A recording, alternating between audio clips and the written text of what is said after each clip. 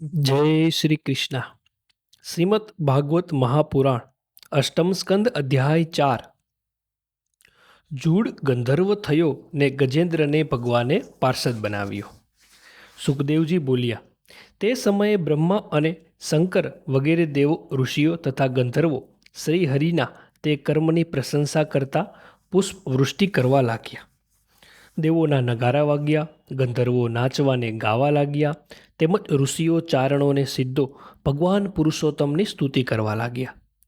પેલો જૂડ તે ગંધર્વોમાં શ્રેષ્ઠ હુહુ નામનો ગંધર્વ હતો, પણ દેવલ ઋષિના શાપથી જૂડ થયો હતો। તે તરત જ એ શાપથી છૂટી પરમ આશ્રયકારક રૂપ ધારણ કરતો ગંધર્વ થયો।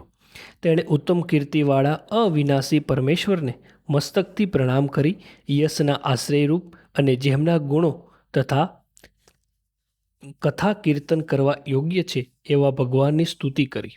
ભગવાનને કૃપા કરવાથી સમગ્ર પાપમાંથી છૂટેલો તે ગંધર્વ ભગવાનને પ્રણામ કરી લોકોના દેખતા પોતાના સ્થાનમાં ગયો। ભગવાનના સ્પર્શને લીધે અજ્ઞાન રૂપ બંધનથી છૂટેલો ગજેન્દ્ર પણ પીળા પીતાંબર અને ચતુર્ભુજ સ્વરૂપ વાળો થઈ ભગવાનનું સ્વરૂપ પામ્યો। એ ગજેન્દ્ર પૂર્વ પાંડ્ય દેશનો ઉત્તમ દ્રાવિડી રાજા હતા। તે ઇન્દ્ર ધૂમ્ન નામથી પ્રખ્યાત હતો અને વિષ્ણુ ભગવાનના વ્રતો કરવામાં તત્પર હતો। મલ યાચલ પર્વતમાં આશ્રમવાળો તે રાજા એક સમયે ભગવાનની આરાધના કાળે સર્વના નિયંતા અને બધે સ્વરૂપથી કે ગુણથી અસ્ખલિત સ્વરૂપવાળા શ્રી હરિની સારી રીતે પૂજા કરતો હતો। તે વખતે તેણે સ્નાન કરી મનને વશ કરી મૌન વ્રત લીધું હતું અને મસ્તકે જટા ધારણ કરી તપમાં જ નિષ્ઠા રાખી હતી। એ સમયે શિષ્ય ગણોથી વીંટાયેલા મહાયશસ્વી મુનિ અગસ દેવછાએ તે ઇન્દ્રધૂમ્નના આશ્રમે આવી ચડ્યા। રાજાએ તે મુનિનો પૂજા વગેરેથી સત્કાર કર્યો નહીં અને એમ એકાંતમાં મૌન બેસી રહ્યો।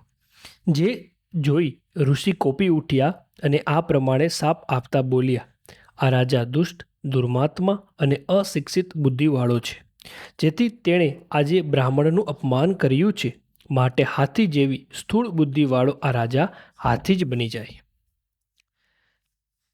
શ્રી સુખદેવજી બોલ્યા, ભગવાન અગસ્ત્ય એમ શાપ આપી શિષ્યો સાથે ત્યાંથી ગયા અને રાજશ્રી ઇન્દ્રધૂમને પણ પ્રારબ્ધ યોગે તે આવી પડ્યું એમ માન્યું।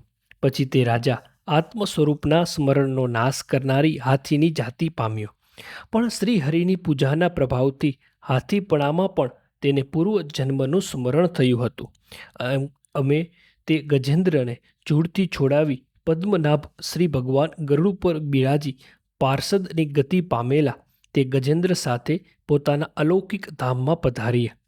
તે સમયે ગંધર્વો, સિદ્ધો તથા દેવો તેમના કર્મોનું ગાન કરતા હતા। હે મહારાજ, ગજેન્દ્રને છોડવારૂપ આ શ્રીકૃષ્ણનું ચરિત્ર મેં તમને કહ્યું। હે કુરુક્ષેત્ર, આ ચરિત્ર સાંભળનારાઓને સ્વર્ગ તથા યશ આપનારું છે અને કળિયુગમાં મેલનો તથા ખરાબ સ્વપ્નનો નાશ કરનારું છે। માટે કલ્યાણ ઈચ્છનારા બ્રાહ્મણો, ક્ષત્રિયો અને વૈશ્યો પ્રાતઃકાળમાં ઉઠી પવિત્ર થઈ ખરાબ સ્વપ્ન વગેરેની શાંતિ માટે આ ગજેન્દ્ર મોક્ષ ચરિત્રનો બરાબર પાઠ કરે છે। હે કુરુક્ષેત્ર રાજા, સર્વ પ્રાણીમય શ્રી હરિપ્રભુએ તે વેળા પ્રસન્ન થઈ સર્વ પ્રાણીઓના સાંભળતા ગજેન્દ્રને આ પ્રમાણે કહ્યું હતું। શ્રી ભગવાન બોલ્યા, જે મનુષ્ય હું, તું, આ સરોવર, આ પર્વત, આ ગુફા, આ વન, આ નેતર, પોલાવાંસ તેમજ નક્કર વાંસની ઝાડીઓ, દેવતાય વૃક્ષો, આ શિખરો, બ્રહ્માના, મારા તથા શંકરના સ્થાનો, મારું પ્રિય સ્થાન ક્ષીર સમુદ્ર, દેદીપ્યમાન શ્વેત દ્વીપ, શ્રી વસ્ય, કૌશુત પમણી, મારી વનમાળા, કૌમાદકી ગદા, સુદર્શન ચક્ર, પાંચ જન્ય શંખ, પક્ષીરાજ ગરુડ, મારા સૂક્ષ્મ અંશરૂપ શેષનાગ, મારો આશ્રય કરનાર લક્ષ્મી દેવી, બ્રહ્મા, નારદ ઋષિ, શંકર, પ્રહલાદ, મત્સ્ય, કુરુમ, વરાહ વગેરે અવતારોની મેં અનંત પુણ્યવાળા જે કર્મો કર્યા છે તે કર્મો, સૂર્ય, ચંદ્ર, અગ્નિ, ઓમકાર, સત્ય, માયા, ગાયો, બ્રાહ્મણો, ભક્તિરૂપ ધર્મ, સોમ તથા કશ્યપની પત્ની, ગંગા, સરસ્વતી,